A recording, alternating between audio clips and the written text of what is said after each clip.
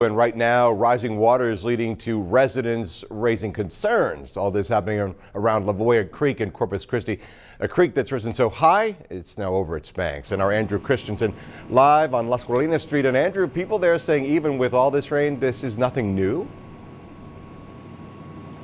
Well, Paul, some of the residents that I talked to tell me that Volla Creek flooding into their neighborhood has been going on for decades. And some of the residents I talked to are telling me that it's getting worse. I had some jackets in the floorboard and the floor mats, then they're soaked.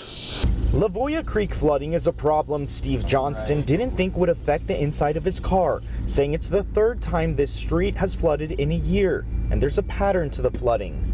And the water closer to the creek, you figure would be higher. It's actually lower over here. It gets higher on this side. And he's not the only one on his street to face flooding. The Chaban is saying water comes up to their electrical boxes and they're afraid of being electrocuted.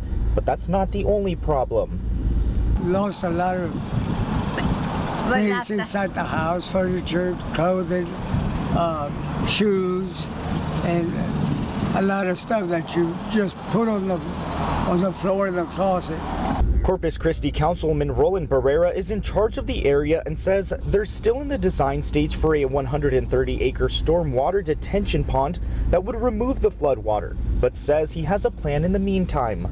If we see that the water is getting to a certain level where we feel like it might be getting into homes, we're going to go door to door. Staff is going to go door to door to go. I think there's like 80 homes out there to make sure that everybody is notified.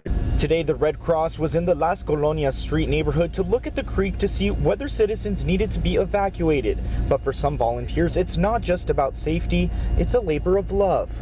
It really hurts when a disaster like this happens. But that's what I do, because I like to help people and do the right thing. And City Councilman Barrera tells me that the detention pond will be finished at the end of 2022. Reporting live in Corpus Christi, Andrew Christensen, Chris 6 News.